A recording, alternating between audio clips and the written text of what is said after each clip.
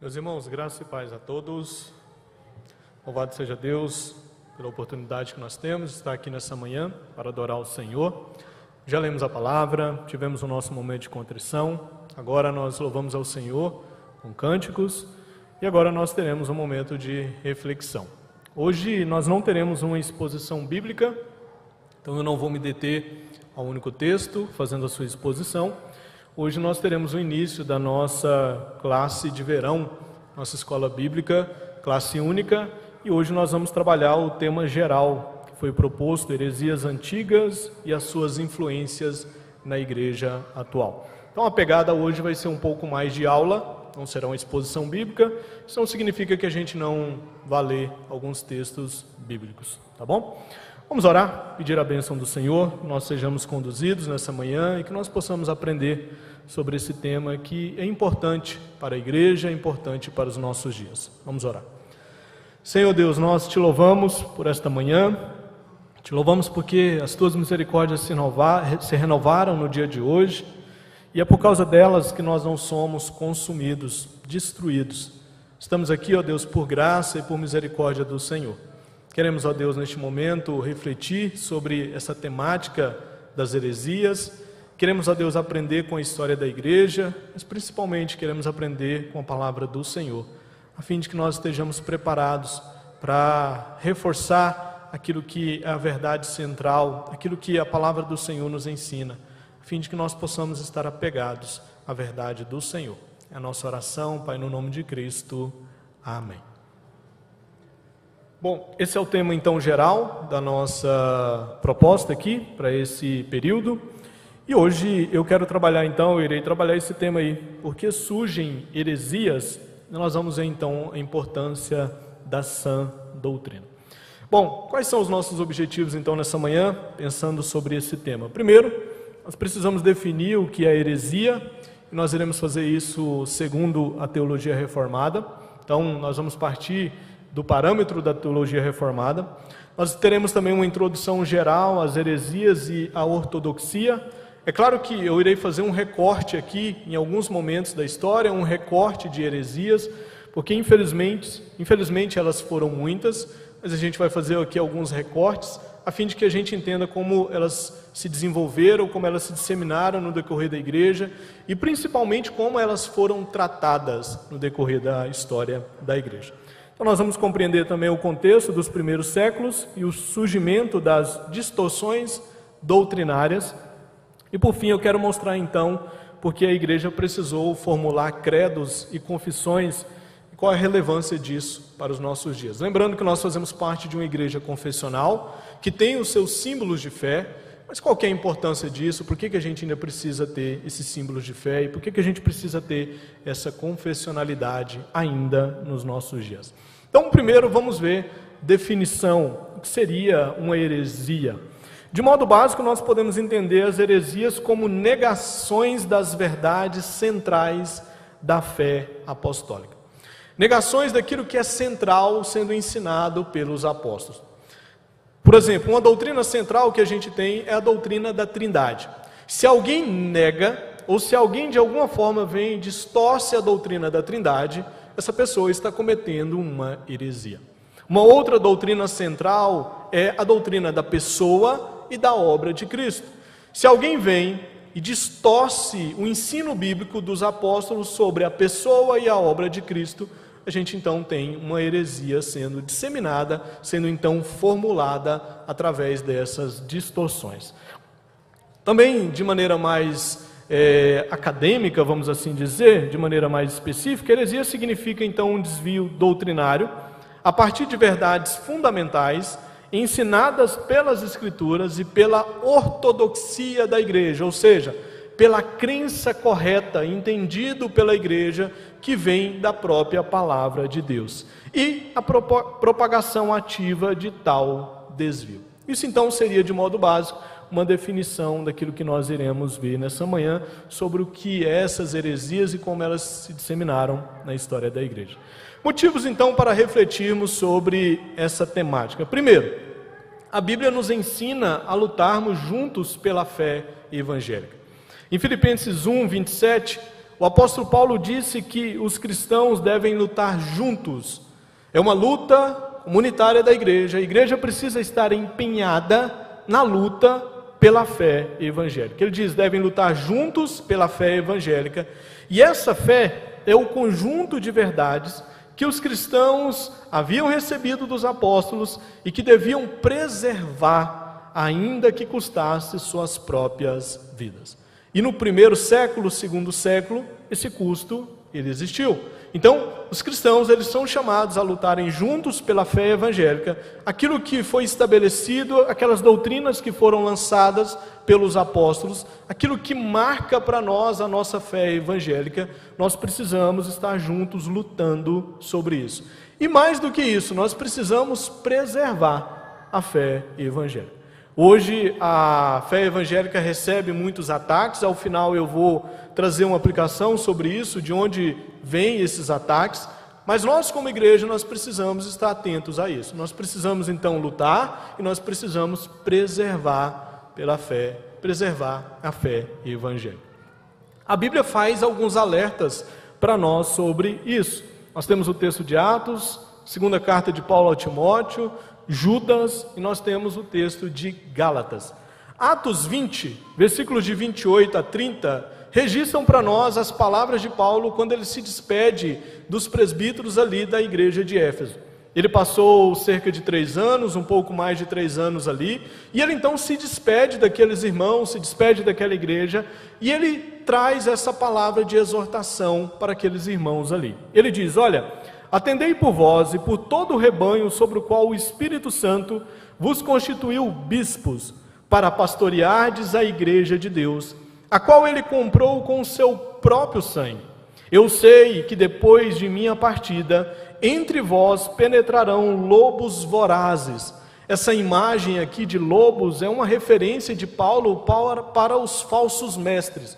Paulo diz, olha, eu estou partindo, eu vou deixar vocês, eu estive um bom tempo com vocês, mas que vocês fiquem cientes que depois da minha partida, esses lobos vorazes entrarão. Eles penetrarão a igreja de Cristo e eles trarão distorções acerca da fé evangélica, acerca das doutrinas que nós temos ensinado a vocês.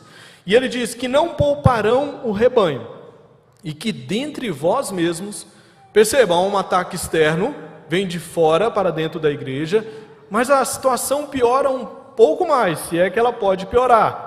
Dentro da própria igreja vão se levantar aqueles que atacarão as verdades centrais. Então ele diz, dentre de vós mesmos se levantarão homens falando coisas pervertidas para arrastar os discípulos atrás deles. Portanto, qual deve ser a postura? Paulo vem e lança um imperativo para esses irmãos, lança um imperativo para a igreja. Ele diz, vigiai, estejais atentos, olhem para a realidade de vocês, façam uma análise da igreja de vocês e vejam se ela está firmada no Evangelho. Vejam se ela está apegada àquilo que os apóstolos ensinaram. Lembrando-vos de que, por 3 anos, noite e dia, não cessei de admoestar, com lágrimas a cada um. Paulo então alerta essa igreja, eu estou partindo, mas o cenário que virá é um cenário de dificuldades. Vocês terão que lutar, vocês terão que vigiar, vocês terão que preservar os ensinos que vocês receberam. Meus irmãos, a verdade bíblica, para ser ensinada, compreendida, demanda tempo. Mas uma heresia, uma distorção é igual chiclete, sabe? Chega e pouco tempo ela prega na memória, na mente das pessoas. Por isso que a gente precisa sempre ter um zelo pela verdade de Deus. Por isso que a gente precisa, domingo após domingo, rememorar as verdades centrais por meio da exposição bíblica.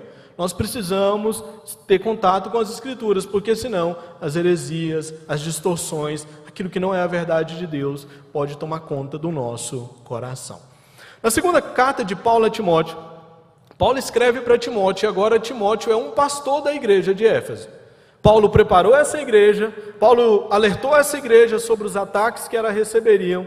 Só que agora Paulo está escrevendo para Timóteo, e ele está preparando Timóteo para a realidade que ele enfrentaria nessa igreja. Timóteo era então um pastor da igreja de Éfeso.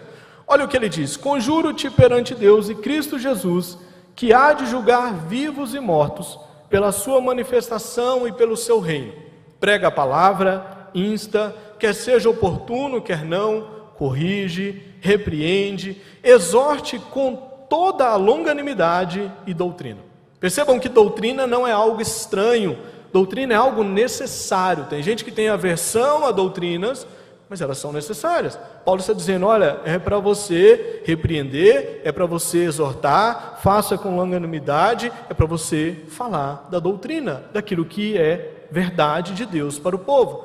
E ele diz, pelo contrário, cercar-se-ão de mestres segundo as suas próprias cobiças, como que sentindo coceira nos ouvidos, e se recusarão a dar ouvidos à verdade, entregando-se às fábulas. Tu, porém, se sóbrio em todas as coisas, suporta as aflições, faz o trabalho de um evangelista, cumpre cabalmente o teu ministério. Mais uma vez, Paulo está alertando, e agora ele alerta Timóteo, o pastor dessa igreja, ele diz, olha, você precisa estar apegado à sã doutrina, por quê? Porque as pessoas não darão tanto ouvido assim como é necessário. As pessoas, na verdade, terão um certo receio, não terão assim um amor pela palavra de Deus como é necessário. Mas Paulo diz, continue pregando, continue ensinando a verdade de Deus. Judas, então, versículos 3 e 4 também trazem uma exortação para nós. Amados, quando empregava toda diligência em escrever-vos acerca da nossa comum salvação, foi que me senti obrigado a corresponder-me convosco, exortando-vos a batalhardes diligentemente pela fé, que uma vez por todas foi entregue aos santos. Que fé é essa? Como foi entregue? Pelas doutrinas dos apóstolos. Aquilo que foi recebido, as doutrinas que foram lançadas, os fundamentos que foram lançados, ele diz, olha, vocês precisam batalhar diligentemente por isso, pois certos indivíduos se introduzirão com dissimulação, os quais desde muito foram antecipadamente pronunciados para esta condenação, homens ímpios que transformam em libertinagem a graça de nosso Deus e negam o nosso único soberano e Senhor Jesus Cristo. Eles transformam em libertinagem a graça de Deus, fazem mau uso da graça de Deus e pior, eles negam Jesus Cristo, eles negam o nosso Senhor, eles negam o nosso Salvador. Ou seja, eles são tudo menos cristãos. E Judas vem e diz, olha, vocês precisam batalhar diligentemente pela fé. Caso contrário, vocês viverão como essas pessoas. Então, há um zelo, a gente precisa se atentar para isso. O último texto que a gente tem então é o de Gálatas, capítulo 1, versículos de 6 a 9. Paulo diz, admira-me que estejais passando tão depressa daquele que vos chamou na graça de Cristo, para o quê? Para outro evangelho, o qual não é outro. Se há uma distorção do verdadeiro evangelho, a gente não tem um outro evangelho.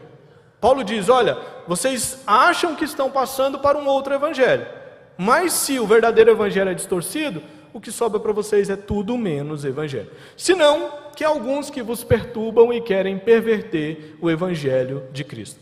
Na região da Galácia, os judaizantes chegavam e eles diziam, olha, Cristo é importante, eles vinham depois do apóstolo Paulo, mas só Cristo não adianta, é Cristo mais alguma coisa, vocês precisam observar as leis, vocês precisam praticar as cerimônias do Antigo Testamento, as festas judaicas, vocês precisam disso para a vida de vocês. Havia uma tentativa de judaização do cristianismo. Queridos, coisa que acontece nos nossos dias. Muitas vertentes por aí estão judaizando o cristianismo, trazendo elementos do judaísmo para dentro da igreja cristã. E Paulo, já no primeiro século, estava combatendo isso. Paulo diz, olha, fazer isso é acabar com o evangelho de Jesus. É trazer outro evangelho que, na verdade, não é evangelho. E aí Paulo é bem duro com essa igreja. Ele diz, olha, mas ainda que nós, ou mesmo um anjo vindo do céu, vos pregue evangelho que vá além do que vos temos pregado, seja anátema. É interessante porque Paulo se coloca. Ele diz, ó, se eu vier e trouxer um evangelho que seja diferente daquele que foi pregado pelos apóstolos, que eu seja maldito.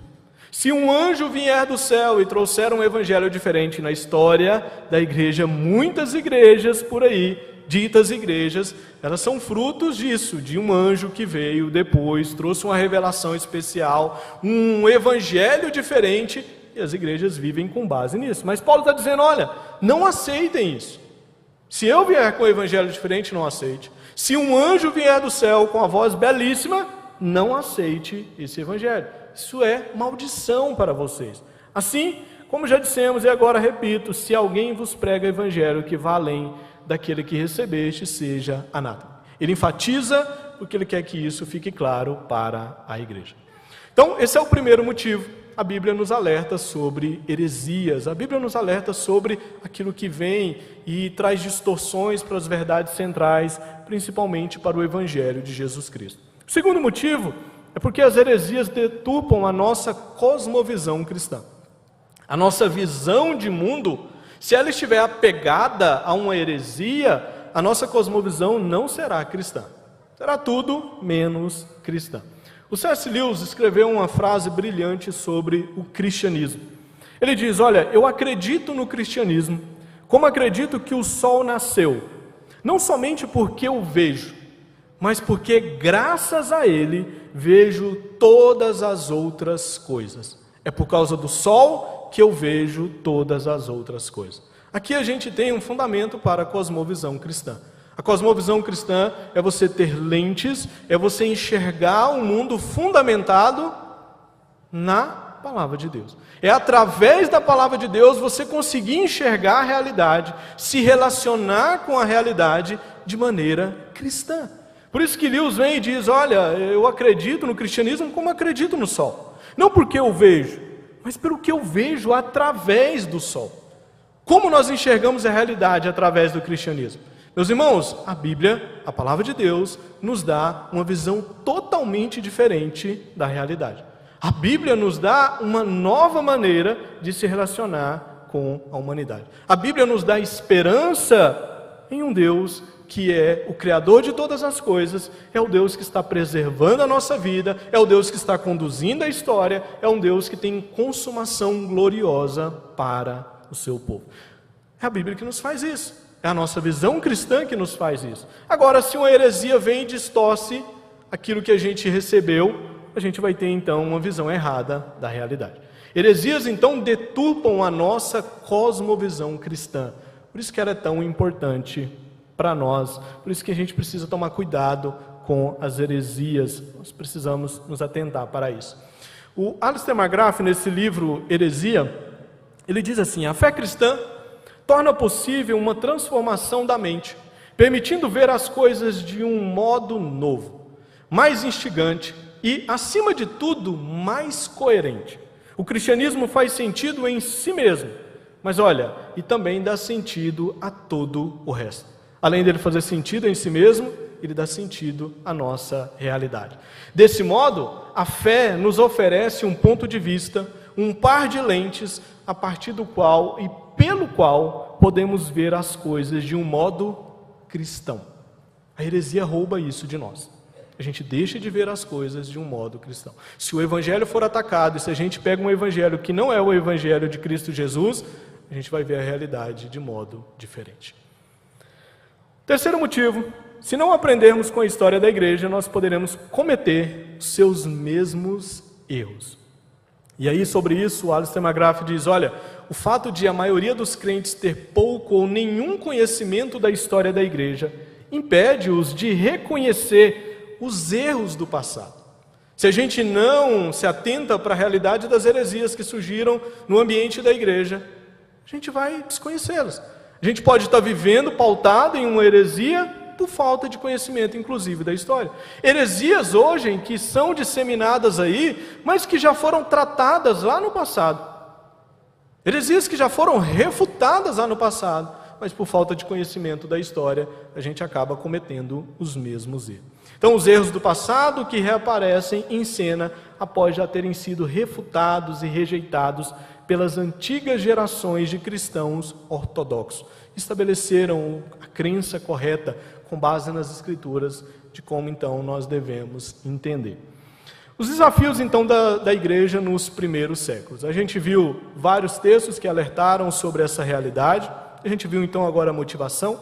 Vamos ver então um pouco dos desafios dos nossos irmãos do passado e como eles lidaram com tudo isso. Durante os seus primeiros séculos, o cristianismo enfrentou 3 ameaças principais. A primeira foi uma ameaça física.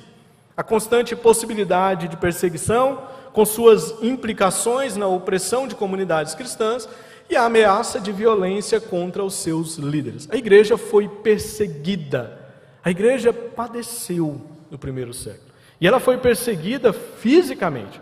Hoje em dia a gente fala de perseguição da igreja ou da fé evangélica, pelo menos no nosso país, meus irmãos, é uma perseguição de ideias, não física. Isso não significa que não pode se tornar física, mas até então é de ideias. Mas os nossos irmãos do passado, principalmente primeiro e segundo século, eles sofreram perseguição física. Eles eram levados para o Coliseu e ali eram martirizados. Então essa foi a primeira ameaça. A segunda ameaça foi o perigo de assimilação intelectual ou religiosa. Por exemplo, o cristianismo havia surgido dentro do judaísmo. Havia risco durante as suas fases iniciais de que ele simplesmente voltasse às suas raízes, tornando-se judaico.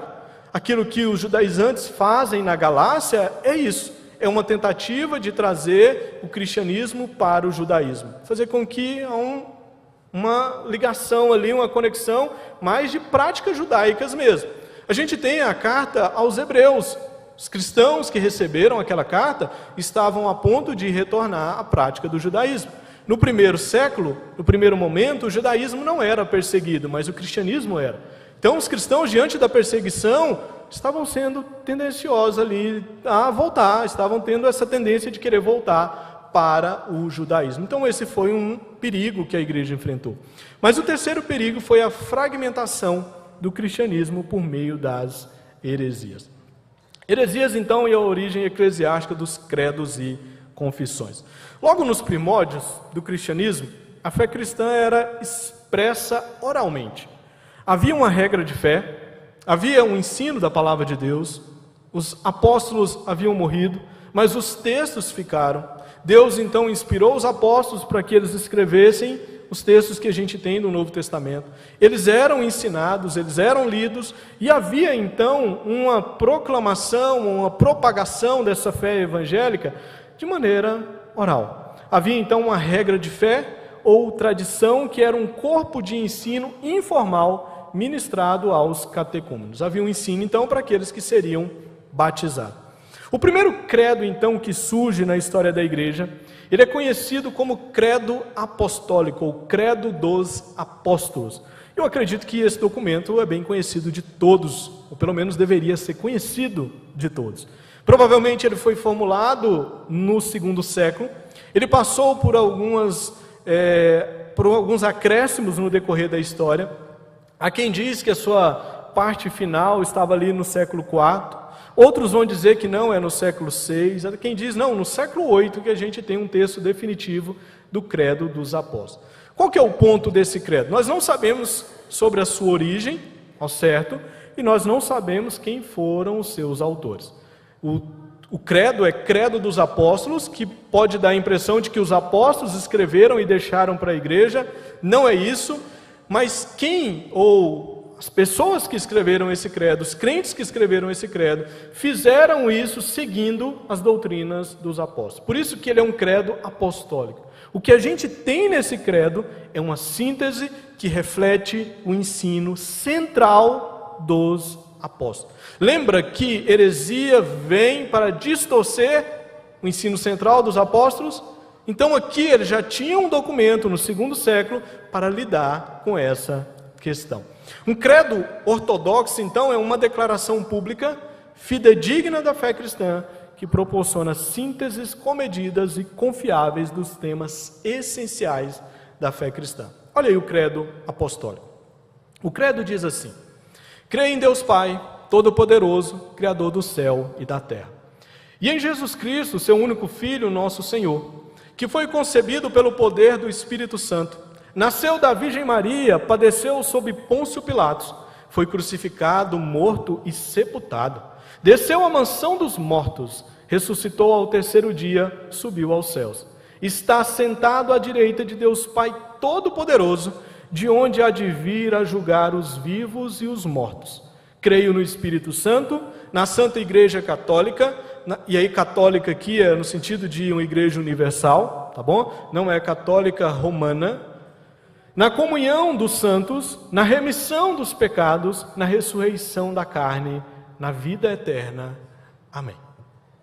Olha que declaração mais bela que a gente tem. Olha que resumo perfeito dos ensinos dos apóstolos. Olha só, primeiro, esse texto, esse credo é trinitário. Ele está defendendo, ou ele está de acordo com a doutrina dos apóstolos sobre a Trindade. É um único Deus que subsiste em três pessoas distintas, porém indivisíveis: Pai, Filho e Espírito Santo. Percebam que ele tem os seus parágrafos, ele tem as suas sentenças, frisando a doutrina da Trindade. Creio em Deus Pai, depois em Jesus Cristo, depois no Espírito Santo. As três pessoas da Trindade estão aí sendo ensinadas. Aquilo que é a doutrina dos apóstolos. Depois, meus irmãos, ele fala de Deus ser todo-poderoso. Existe uma heresia aí da nossa época conhecida como teísmo aberto. O teísmo aberto diz que ele tenta livrar a barra de Deus, vamos assim dizer, sobre a existência do mal. E aí ele olha para a maldade, para as catástrofes que acontecem no universo, e eles dão uma explicação. Só que aí eles colocam um Deus fraco diante da criação. Eles dizem, olha, sabe qual é o problema de existir terremotos, tsunamis, todas essas tragédias que a gente tem aí da natureza? É porque Deus não é tão poderoso contra elas. E melhor, Deus não é onisciente. Melhor não, pior, né? Deus não é onisciente. Então ele não consegue prever essas realidades. Ele é um Deus impotente. Bom, essa não é a confissão do credo apostólico. Essa não é a verdade ensinada pelos apóstolos. Ele diz, olha, creio em Deus Pai, todo-poderoso. E porque Ele é todo-poderoso? Ele é criador do céu e da terra. Aquele que cria tem poder sobre toda a criação, nada foge do seu controle, e mais, meus irmãos, nada foge do propósito desse Deus. Até o mal tem um propósito debaixo da soberania de Deus. Nem sempre entendemos. Por vezes falamos demais, como Jó falou, mas Deus é soberano, Ele está conduzindo, e o credo vem e diz, olha, creio em Deus Pai, todo-poderoso. Um outro ponto aqui, o credo diz, olha, concebido pelo poder do Espírito Santo, nasceu da Virgem Maria. O credo reconhece o nascimento miraculoso de Jesus. E é interessante isso aqui, porque isso nos aponta para a salvação.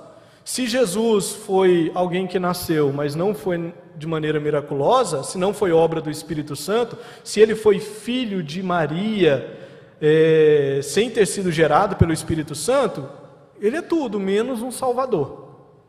Ele tem pecado como Maria teve pecado. Ele não nos salva.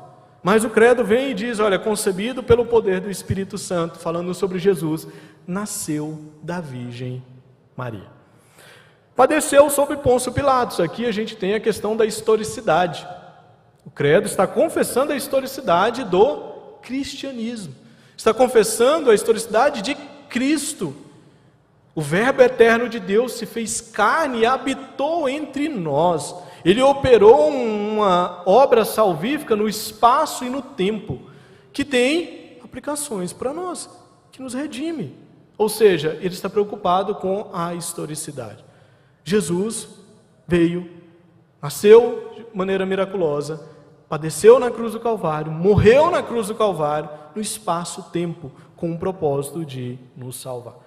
Ele ressuscitou ao terceiro dia, a doutrina da ressurreição é reafirmada, e por causa disso, nós temos nele remissão dos pecados, ressurreição da carne e vida eterna. Um documento tão pequeno, e aqui a gente poderia continuar, irmãos, destacando, que expressam tantas realidades, tantas verdades, tantas doutrinas centrais para nós. Bom, o Webster Maia, no seu comentário sobre o credo, ele diz, olha, o homem moderno é levado a ter um alto conceito da pessoa de Jesus Cristo. Chamam-no de grande mestre, grande revolucionário. Os coaches gostam muito da figura de Jesus nesse sentido. E é uma figura mesmo, porque não é o Jesus das Escrituras. E aí eles usam ele como exemplo. Um líder religioso, humanitário, profeta, um homem quase divino. Olha o problema. Homem cheio de Deus, Todavia, devemos notar que qualquer juízo a respeito de Cristo, que em primeiro lugar não reconheça o fato dele ser o próprio Deus encarnado, é na realidade não um elogio, mas sim uma diminuição do seu ser. Por isso, uma ofensa, uma blasfêmia. O credo dos apóstolos reforça o fato de Jesus ter se encarnado, ter feito tempo para nos salvar. O credo dos apóstolos afirma isso. O credo dos apóstolos, então, trouxe para a igreja uma versão linguisticamente formalizada e resumida da fé cristã. Ele proporcionou para nós estrutura trinitária, ênfase histórica e ferramenta pedagógica, porque ele era usado para catequizar outras pessoas ali. O credo dos apóstolos refutou indiretamente várias heresias clássicas, mas ele não impediu que elas fossem disseminadas na igreja. E aí a história avança. As heresias clássicas, então, surgiram na história da igreja. E elas surgiram nos primeiros 5 séculos da igreja, o período conhecido como patrístico, dos pais da igreja. As heresias se infiltraram na igreja como um cavalo de Troia, que secretamente vai contrabandeando os elementos de visões de mundo alternativa, e aí vai deturpando a visão de mundo cristã. Elas trazem visões de mundo alternativa e trazem isso para dentro da igreja. Por exemplo, filosofias. Muito da filosofia da época, principalmente a filosofia platônica, foi trazida para a formulação de heresias. Pegava-se elementos bíblicos, davam-se respostas filosóficas para aquilo. E aí, meus irmãos, havia um sério problema. O paganismo também estava por trás de tudo isso. Essas heresias, então, atacaram as doutrinas centrais da fé cristã. A pessoa e a obra de Jesus Cristo, a natureza triuna de Deus, a Trindade foi atacada, a antropologia bíblica, principalmente a doutrina do pecado do homem, a soteriologia, que é a área doutrina da salvação, tocaram na graça, no aspecto da salvação, e ao fazerem isso, tocaram no Evangelho, mexeram no Evangelho de Jesus. Olha só, algumas dessas heresias clássicas aí. Primeira foi o gnosticismo ali no século I. Provavelmente João, nas suas cartas, toca no assunto do gnosticismo. Era uma filosofia religiosa que colocava em oposição o mundo espiritual e o mundo material. E tinha um evangelho do conhecimento secreto. No decorrer das nossas aulas, nós teremos um estudo específico sobre o gnosticismo e como tratar o verdadeiro evangelho diante do falso evangelho que o gnosticismo ainda nos nossos dias tenta trazer para a igreja. Havia uma diminuição da matéria, e aí, mais uma vez, era platônico, dividia matéria e forma. A forma é ideal, a matéria é só um reflexo, ou ela tem realidades da forma, e o gnosticismo traz isso, então, e é um menosprezo da parte material, é um menosprezo da humanidade de Jesus. É lá que vai tocar. Então, a humanidade de Jesus vai ser atacada por meio dessa heresia. Essa heresia, ela deu fundamentos para uma outra heresia, conhecida como ebionismo. Jesus é plenamente humano, mas não divino. Jesus era um ser humano normal, que nasceu naturalmente, não por nascimento virginal, e ele não era divino, mas foi capacitado pelo Espírito de Deus. Há um problema em Jesus não ser divino? Todos os problemas possíveis. Se ele não é divino, seu sacrifício na cruz não foi um sacrifício cabal. Não foi um sacrifício que de fato resolveu o nosso problema. Se ele não é divino, ele então foi alguém que morreu por si mesmo e por mais ninguém. O docetismo foi uma heresia também, está ali no 1º e 2º século, e ela diz que Jesus é divino, mas não humano. Jesus apenas parecia ser humano em sua encarnação, sofrimento e morte. Ele era uma espécie de um holograma, mas ele não era humano. Perceba, uma nega a divindade, a outra heresia vem e nega a humanidade. Imagina essas heresias sendo juntadas, o estrago que elas podem trazer para a fé cristã, se a gente não se apega à palavra de Deus. Terceiro aí, adocionismo, 2º século. Jesus é humano, mas não eternamente divino. Jesus nasceu humano, ele foi unido com o Espírito de Deus em seu batismo, adotado ao ser de Deus em sua ressurreição. Jesus se tornou um ser assim, um pouco melhor lá na frente, quando ele é batizado. Mas ele não é eternamente divino. Depois a gente tem o modalismo. O Pai, o Filho e o Espírito Santo não são três pessoas distintas, mas eles são três modos ou aspectos do único Deus. Há no Antigo Testamento o modo Pai, no Novo Testamento o modo Filho, e aí agora na história da igreja o modo Espírito Santo. Eu tenho certeza que vocês já ouviram esse tipo de explicação. Pois é, isso é modalismo, isso é uma heresia. Porque não mantém a distinção das pessoas da Trindade. Não mantém a distinção. Pai, Filho e Espírito Santo. Três deuses? Não, um único Deus. Mas que subsiste em três pessoas distintas. Dentre outras heresias, por exemplo, o arianismo, que negava a plena divindade de Jesus. O marcionismo, que fez um cano para si. Ele dizia que o Deus do Antigo Testamento é mau, ruim, mas o Deus do Novo Testamento é bom. Então ele abandonou o Antigo Testamento e no Novo Testamento ele tirou tudo que era judaico ou referência aos textos antigos estão no Novo Testamento. O evangelho para ele que serviu foi só o de Lucas, porque Lucas não era judeu, era um grego, então ele não estava tão apegado. Mas assim, ele vai lá e limpa partes do evangelho. Ele cria um cano para si. As cartas de Paulo, ele tira muitas cartas do seu cano. Então ele traz essa heresia sobre o cano bíblico. Terceiro, o montanismo, um movimento carismático e entusiástico. Montano e suas duas profetisas, eles se diziam os instrumentos do Espírito Santo para trazer uma revolução espiritual, carismática para sua época. E por fim aí o pelagianismo. O Pelágio dizia que o homem não herdou o pecado de Adão. Então o pecado original não nos afetou. O homem ele é bom por natureza, sabe? Então ele pode obedecer à palavra de Deus, à lei de Deus, e ele pode ser salvo dessa maneira. O problema é que se nós não temos nada a ver com o primeiro Adão, por que Deus enviou um segundo Adão, que é o seu filho, para morrer por nós? Leia Romanos 5, Paulo fala, pelo primeiro Adão entrou o pecado no mundo, mas pelo segundo Adão, salvação, Cristo Jesus. E aí a doutrina do pecado a gente não precisa gastar tempo aqui falando, né? Ela é prática, a gente peca, né? Infelizmente, a gente peca. A gente não precisa ficar defendendo muito ou argumentando muito, porque é muito prático a doutrina do pecado. E, infelizmente, a gente peca para desagradar ao nosso Senhor. Com o surgimento, então, dessas heresias, houve a necessidade de formulação de novos credos, para que a genuína fé cristã fosse distinguida das heresias que surgiram. A igreja, então, foi desafiada em sua ortodoxia a estabelecer a crença correta e a manter o mistério. Ela teve que responder a essas heresias. Em sequência, então, surgiram os seguintes concílios e credos da igreja. Olha só. Primeiro concílio de Nicéia, no ano 325. Concílio de Constantinopla, 381, o primeiro.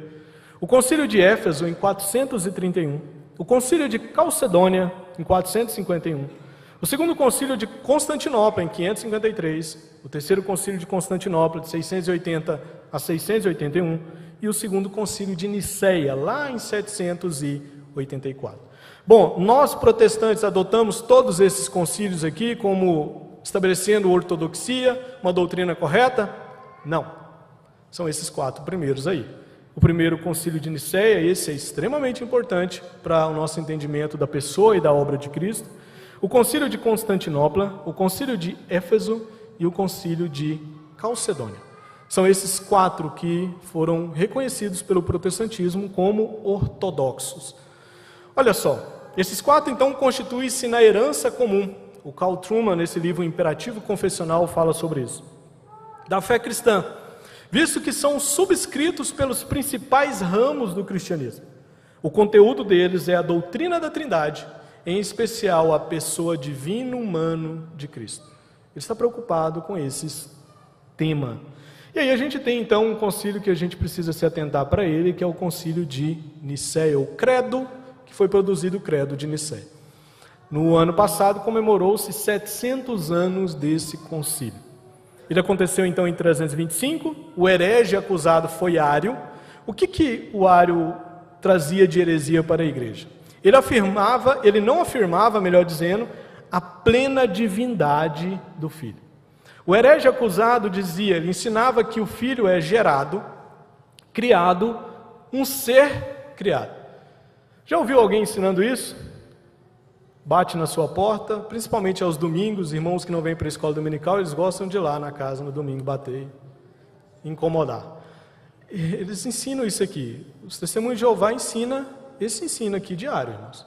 Coisa que já foi refutada lá no século IV, mas ainda hoje é propagada. O Filho não é eterno ou coeterno. Houve um tempo em que ele não era Filho. Ele então passou a existir. O Filho não compartilha da essência ou natureza do Pai. O Filho é um Deus menor. Ele até crê na divindade de Jesus, mas não na mesma substância do Pai ali, no mesmo grau do Pai. Ele é inferior, porque ele foi um Deus criado. Essa heresia, irmãos, dividiu a igreja e causou até mesmo perturbações de ordem pública. Por isso que esse concílio é tão importante para a história da igreja. Para pacificar os ânimos, Constantino, que era então o primeiro imperador cristão, ele foi para a guerra e ali ele acreditou que houve uma intervenção de Deus ali e o fez vitorioso, então ele se tornou um cristão. Ele então convocou o primeiro concílio da igreja em Nicéia. O credo dos apóstolos não foi resultado de um concílio, mas esse aqui foi resultado de um concílio. Mais de 300 bispos da igreja foram chamados para Nicéia para então produzir esse documento. E aí a gente tem o credo niceno. Olha como é belo esse credo. Cremos em um Deus, Pai Todo-Poderoso, Criador do céu e da terra, de todas as coisas visíveis e invisíveis, em um só Senhor Jesus Cristo, unigênito Filho de Deus, gerado pelo Pai antes de todos os séculos, Deus de luz, luz da luz, verdadeiro Deus de verdadeiro Deus, gerado, não feito, de uma só substância com o Pai, pelo qual todas as coisas foram feitas. Aquele que por nós, homens, e por nossa salvação, desceu dos céus, foi feito carne pelo Espírito Santo da Virgem Maria, e foi feito homem. E foi crucificado por nós sob o poder de Pôncio Pilatos. Ele padeceu e foi sepultado, e no terceiro dia ressuscitou, conforme as Escrituras, e subiu ao céu, e assentou-se à direita do Pai. E de novo há de vir com glória para julgar os vivos e os mortos, e seu reino não terá fim. E no Espírito Santo, Senhor e vivificador, que procede do Pai e do Filho, que com o Pai e o Filho conjuntamente é adorado e glorificado, que falou por meio dos profetas, cremos na Igreja Una, Santa, Católica e Apostólica, não romana. Reconhecemos um só batismo para a remissão dos pecados e aguardamos a ressurreição dos mortos e a vida no mundo vindouro. Amém. Esse então foi o decreto ou credo estabelecido por Nicéia. Depois então os outros. Depois veio o de Constantinopla, 381. O herege acusado era Apolinário, ele não afirmava a plena humanidade do Filho. E aí o credo afirmou a pessoalidade do Espírito Santo e a humanidade de Cristo. Estava zelando da doutrina da Trindade. Depois veio o de Éfeso, 431. O homem aí era o Nestório. Ele não afirmava a união das naturezas divina e humana na pessoa. Ele tinha problema com as duas naturezas de Jesus. O credo enfatizou a unidade da pessoalidade de Cristo. Para ele, Jesus tinha, como tem duas naturezas, a divina e a humana, ele achava que Jesus também tinha duas pessoas. Pessoa da natureza divina, pessoa da natureza humana. E aí o credo veio mostrar uma única pessoa em que as duas naturezas compartilham para essa pessoa. Depois Calcedônia, 451, e aí é o Eutiques, a definição, e ele não afirmava a distinção e coexistência das naturezas divina e humana. Sobre os resultados dos credos contra as heresias, nós temos então agora os seguintes destaques. Primeiro, as discussões do quarto e do quinto século sobre o significado da encarnação não visavam, irmãos, a explicar Cristo. Como a gente gostaria de ter uma explicação assim que ficasse muito claro para nós. Pois esses cristãos sabiam que Jesus Cristo desafia qualquer explicação, porque não se encaixa em nenhuma categoria. Ele é único. Qual que é o grande mérito, então, desses credos? É que eles deixaram um mistério intacto. Eles mantiveram os mistérios que a gente tem sobre a pessoa de Cristo, sobre a Trindade. Tente entender a Trindade, irmãos, pela lógica aí. Os pais do deserto diziam, olha, se você tentar compreender a Trindade, você vai perder a sua cabeça fazendo isso.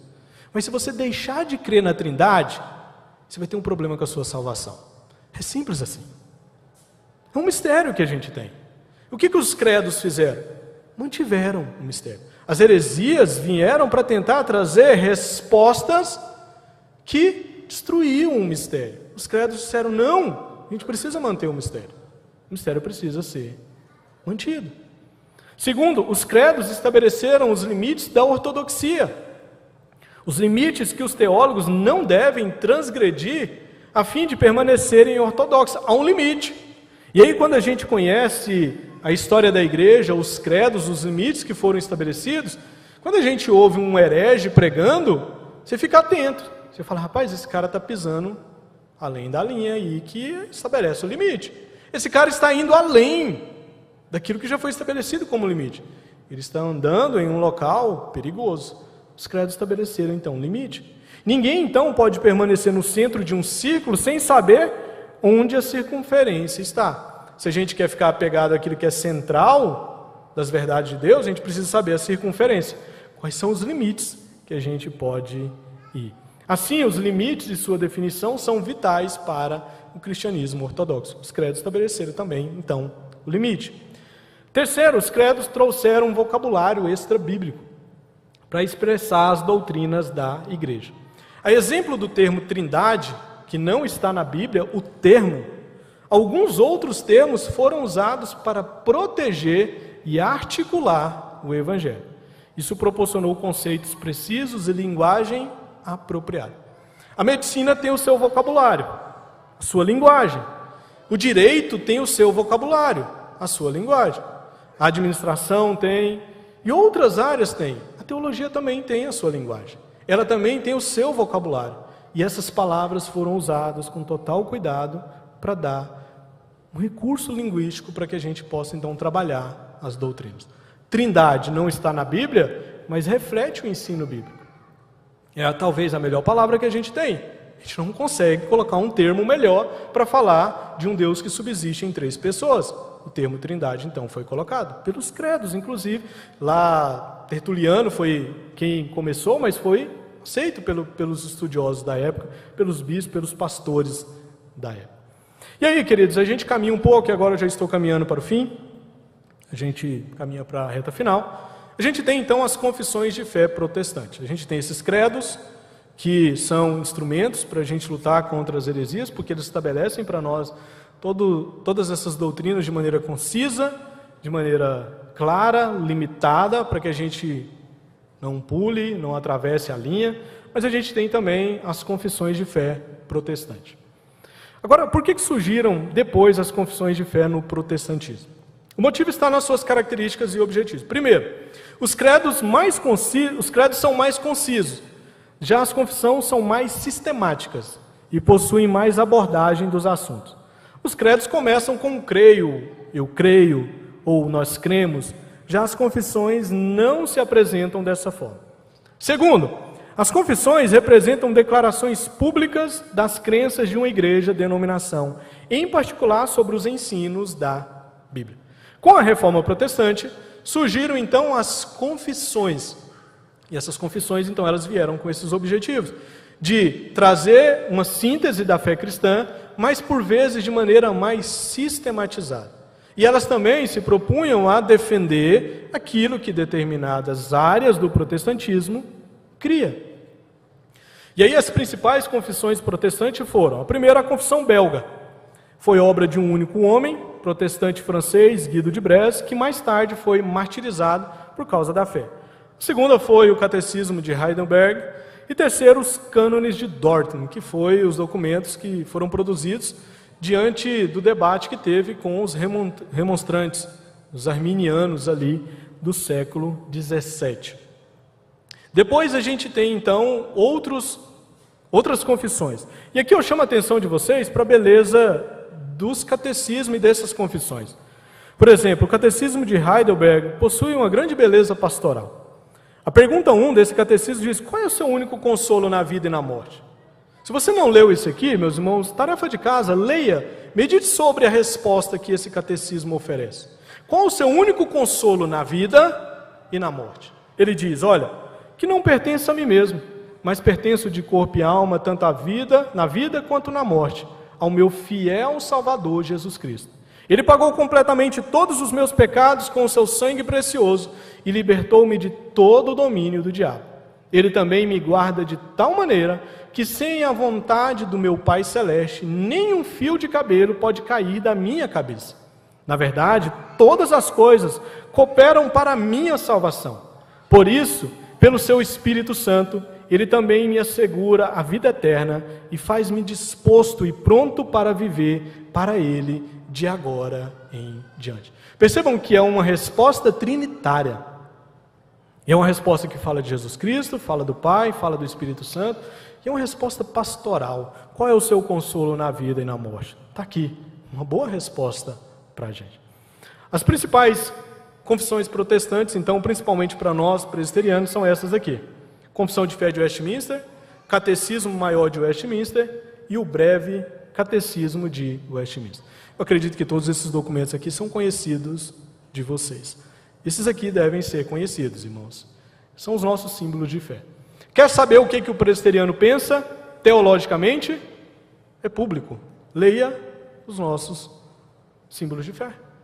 Confissão de fé. Os nossos catecismos expressam aquilo que nós acreditamos teologicamente. E é interessante porque essa Assembleia de Westminster que gerou esses documentos, ela aconteceu de 1643 a 1649. Foi trabalho para gerar esses documentos. Olha só, ela foi composta por 121 teólogos. Início em 1º de julho de 1643. Ela continuou em atividade durante 5 anos e meio para produzir o que a gente tem de documento confessional. Foram 1.163 reuniões do plenário e centenas de reuniões de comissões e subcomissões para alegar para a igreja os documentos que a gente tem, que nos ajudam contra as heresias que estão aí. A gente precisa ler esses materiais. A gente precisa conhecer esses materiais. Pelo menos uma vez na vida é preciso ler esses materiais, para a gente entender a nossa teologia. A Confissão de Fé de Westminster é considerada um pequeno manual de teologia bíblica. Ela trabalha sobre Escritura, sobre o ser de Deus, o homem, redenção, vida cristã, sociedade, igreja e as últimas coisas. Mas, irmãos, se você ler esse material, estudar esse material, você vai ter um ganho de conhecimento e de ajuda na luta contra as heresias enorme. Você vai ter um material sólido, um material muito bem elaborado, muito claro, sobre doutrinas centrais para nós. Qual que é a relevância, então, dos credos e confissões para a igreja? Pensando agora.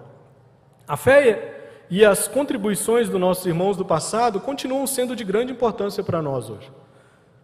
Para que nós não caiamos em heresias, a gente precisa fazer uso daquilo que foi registrado na história. Os autores das confissões da Reforma Protestante, os reformadores, os seus sucessores, seguiram a mesma estrutura básica, trinitária, cristológica, entendida e elaborada pelas formulações da igreja primitiva. Ou seja, eles reconheceram a importância dos credos ortodoxos e eles então caminharam na mesma perspectiva. Nós também devemos fazer isso. Nós também devemos fazer isso. E aí o Carl Trueman diz, olha, está claro que os reformadores e seus sucessores estavam gratos pelo conjunto da obra teológica da igreja através dos tempos. Eles não criam que o testemunho da igreja teria de ser reinventado a cada domingo. Deus lhe proveu com a igreja histórica e que a história dessa igreja era útil para compreender os ensinamentos da Escritura. Então, crentes que ficam procurando novidades no nosso tempo, tome cuidado, porque novidades vêm assim empacotado e a heresia que está por dentro. A gente precisa das doutrinas antigas mesmo, meus irmãos. A gente precisa daquele evangelho antigo lá, ó, de Jesus Cristo, pregado, ensinado pelos apóstolos, que é o poder de Deus para a nossa salvação. A gente precisa tomar cuidado. Pastor, mas eu descobri agora uma igreja que traz assim novidades e assuntos novos assim. Tomemos cuidado, irmãos. Tomemos cuidado quanto a isso. Um pastor que prega assim coisas assim que eu nunca vi na Bíblia. Aí que está o problema. Aí que está o problema. Nunca ouvi falar, acho que na história da igreja ninguém falou sobre isso. Aí que mora o problema. Tomemos cuidado com isso. A igreja de Cristo sempre foi caracterizada também como uma igreja confessante. Por isso precisamos ter a coragem de afirmar de maneira clara, aberta e por escrito aquilo em que cremos. A igreja presbiteriana faz isso. Nós temos a nossa confissão de fé pública. Aquilo que nós cremos está registrado, está público. Quem quiser ver, pode acessar, está lá. Pode entrar, dar um Google aí e colocar Confissão de Fé de Westminster, está lá. A gente subscreve essa confissão. Então, na verdade, todos têm um credo, uma confissão. A diferença é que os reformados têm de maneira escrita e pública. Mas se você perguntar a alguém se ele crê em Jesus, ele falar que crê, e você falar para ele quem é o Jesus que você crê, ele vai dar um credo para você. O problema de hoje em dia é que se você der 2 minutos para determinados crentes, ele vai falar para você de um Jesus que não é o da Bíblia. 2 minutos é muito para falar de Jesus. Para muitos crentes, irmãos, infelizmente. E aí ele vai apresentar um Jesus que não é o Jesus da Bíblia. Terceiro, a igreja não precisa divinizar os credos ortodoxos e as confissões, mas também não deve rejeitá-los. Há quem diz, olha, nada pode substituir a Bíblia. Isso é verdade. Porém, a segunda parte, logo não precisamos de ter por escrito credos e confissões. Aqui é o erro. Aqui é o erro. A teologia reformada, ela defende que os credos ortodoxos e as confissões, eles devem ser recebidos como norma normata, em vez de normas. Pastor, o que é isso? Olha só. São 2 expressões latinas. A primeira normas é uma regra que regula, reflete a posição católica romana, isso é, ela expressa a ideia de que a autoridade dos antigos credos é absoluta e infalível. Nós protestantes não acreditamos nisso. Os credos não são infalíveis, não são inerrantes. Não são. Então não é uma norma, não é uma regra que regula. Mas eles são para nós isso aqui, expressão norma normata. Ele é uma regra regulada. Regulada pelo quê? Os credos e confissões refletem a consciência doutrinária e religiosa das gerações da igreja cristã, mas eles não são a palavra de Deus. Os credos e confissões, irmãos, então, por serem formulações humanas, precisam estar submissos, regulados pela Bíblia, a nossa regra de fé e prática. Portanto, a Bíblia, sim, é a nossa normas. Sola Escritura. Tem gente que acha que sola Escritura é somente a Bíblia e mais nada. A tradição não tem importância, o que os nossos irmãos do passado escreveram e confessaram não tem importância. Isso não é sola Escritura. Sola Escritura, meus irmãos, é o ensino de que os credos do passado, aquilo que os nossos irmãos do passado escreveram, tem importância para nós, mas jamais eles estão em pé de igualdade com a Bíblia. Eles não são superiores e não estão em pé de igualdade com a Bíblia. Eles são submissos à Bíblia. Eles refletem o ensino bíblico, mas eles não são a Bíblia. Então isso é sola Escritura. A Bíblia é a autoridade. Somente as Escrituras é a autoridade máxima para nós. Mas significa que a gente deve menosprezar os credos, as confissões, como a gente tem? Não.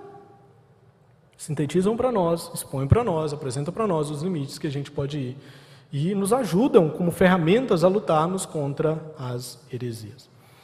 Os reformadores protestantes aceitaram o credo apostólico e os decretos dos primeiros concílios em sua concordância com as Escrituras, única regra de fé e prática para eles. Eles entenderam que esses documentos, eles estão abaixo das Escrituras, mas eles refletem bem o ensino das Escrituras. Conclusão. Em virtude de sua concordância geral com as Escrituras, os credos ortodoxos proporcionam um sumário valioso das crenças cristãs universais. Refutam ensinos estranhos à palavra de Deus e são úteis à instrução, à fé e à adoração. Apresentam para nós uma ortodoxia, uma ortopraxia, uma prática correta e uma ortodoxologia. Um louvor correto diante de Deus. Aplicações práticas, meus irmãos, e a gente então finaliza. Primeiro, a gente precisa aprender a discernir entre o erro secundário e o erro destrutivo. O que eu quero dizer com isso? Olha só. O Gevi Urtlund, ele, nesse livro aqui, Questões Doutrinárias pelas quais vale a pena lutar, ele trabalha erros e heresias. E aqui é um problema nos nossos dias. Olha só. Nós não devemos caracterizar todo erro como heresia, pois isso dificulta a união do povo de Deus e o progresso do Evangelho à nossa volta. Tem gente que classifica um erro doutrinário, como uma heresia. Não um erro doutrinário, um erro teológico como uma heresia. Por exemplo, a Bíblia fala sobre batismo e ela ensina, a igreja tem que batizar. Ela fala que a gente precisa batizar com água, no nome do Pai, do Filho e do Espírito Santo. Mas e a quantidade de água? A Bíblia fala para nós, traz um texto assim, claríssimo sobre a quantidade de água. A gente pode argumentar muito bem e falar que o batismo por aspersão está de acordo com a Bíblia. Mas ela traz um texto claríssimo. Aí tem gente que olha para isso, meus irmãos, e veem os presbiterianos batizar por aspersão, com pouca água, e eles têm problema com a gente. Dependendo da igreja, se você sair da igreja presbiteriana, não faça isso, mas se você for para uma outra igreja, que ela batiza por imersão, ela não vai reconhecer o batismo aqui. A gente reconhece o batismo de irmãos que vêm de outras igrejas evangélicas, que passaram por batismo por imersão. Porque a gente entende que não é a quantidade de água. Pode ser muita, pode ser pouca, sendo o nome do Pai, do Filho e do Espírito Santo, aquela pessoa confessando Cristo, ok. Mas aí tem gente que fala, os presbiterianos são hereges por causa disso. Não. Ou a gente ataca, ou alguém ataca do lado e fala, fulano é herege. Para mim é um erro teológico deles. Bater o pé e dizer, não, tem que ser com muita água. E aí tem outros temas que a gente poderia pensar aqui. Então nós temos que ter cuidado com o sectarismo doutrinário. O sectarismo doutrinário é isso. Se a pessoa não pensa igualzinho a mim, em verdades que são centrais e em verdades que não são assim tão centrais na fé cristã, há um problema. E aí o sectarista, ele joga tudo como heresia e ele não tem amizade com ninguém que pensa diferente em tudo. Se o cara diz, olha, não, para mim é por imersão, e aí você crê, não, é pouca água, a aspersão tá bom, mas o cara pensou diferente, pronto, ele é um herege, ele não é um irmão em Cristo. Isso é sectarismo. Do outro lado, a gente tem o minimalismo, o indiferentismo doutrinário, que diz, olha, a igreja apenas precisa amar Jesus e ajudar o pobre. Isso aqui também é um erro, irmãos. Amar que Jesus? Aí você pergunta para essa pessoa, que Jesus que eu devo amar? Aí você dá 2 minutos para ela.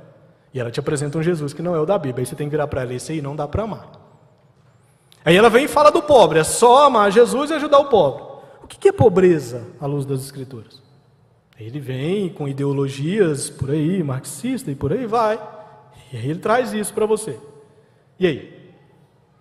Então a gente precisa de doutrinas para entender até quem a gente ama. Que Cristo nós devemos amar? É o Cristo das Escrituras?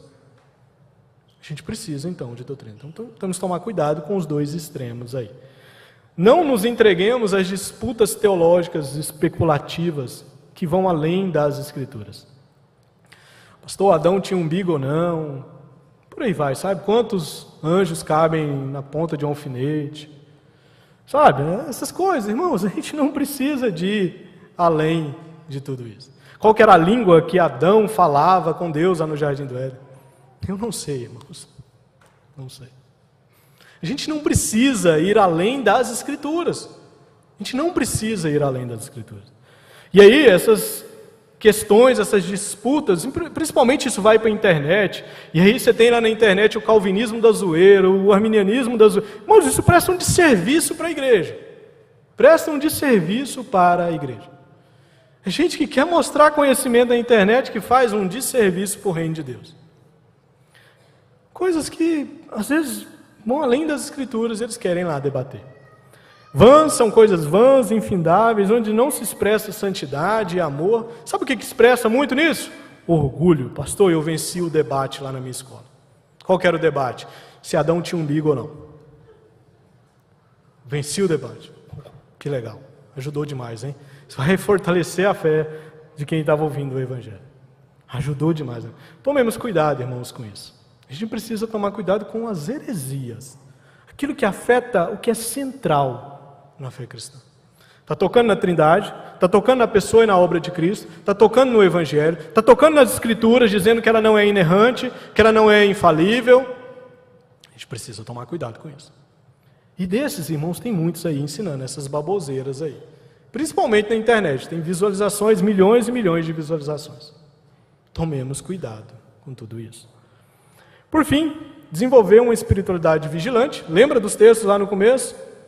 Paulo, Judas, sejam vigilantes. Batalhem pela fé evangélica. Sejam prontos a lutar pela fé evangélica. Aquilo que foi entregue pelos apóstolos. As doutrinas centrais da igreja cristã. A gente precisa fazer isso de maneira bíblica, mas a gente não precisa abandonar os credos. A Bíblia é a nossa regra de fé e prática, ela é a nossa autoridade. Mas aquilo que foi trabalhado e reflete o ensino bíblico, a gente pode usar com toda certeza. Quais são os estímulos criadores e disseminadores de heresias na nossa época? As vãs filosofias, que era da época, lá do primeiro, segundo até o quinto século. Ceticismo, irmãos, há muito aí na nossa época, né? Eu não creio nisso, eu tenho dúvidas sobre isso, ceticismo e por aí vai, é cético de tudo. A cultura tenta trazer mudanças, há mudanças culturais aí que tentam mudar a nossa maneira de enxergar a realidade, a nossa maneira de agir, trazem heresias para nós, ideologias, irmãos, na nossa época. São conjuntos de ideias que são usadas como instrumentos para atacar a nossa fé cristã. E, por vezes, elas vêm formuladas assim em heresias. E a gente precisa tomar cuidado com tudo isso. Que Deus assim nos abençoe, nos ajude a estarmos apegados à palavra de Deus, estamos apegados a esses documentos que refletem o ensino da palavra de Deus, sabendo que eles não são inerrantes, mas que eles refletem o ensino bíblico para nós. A Bíblia é nossa regra de fé e prática. Nesse sentido, sola a Escritura. A gente não abandona aquilo que os nossos irmãos formularam no passado. A gente faz parte de uma igreja que não começou agora, em 2000 anos de igreja cristã. Louvado seja Deus por isso, porque Ele está conduzindo a sua igreja. Que Deus assim nos abençoe. Vamos colocar de pé, fazer nossa oração final.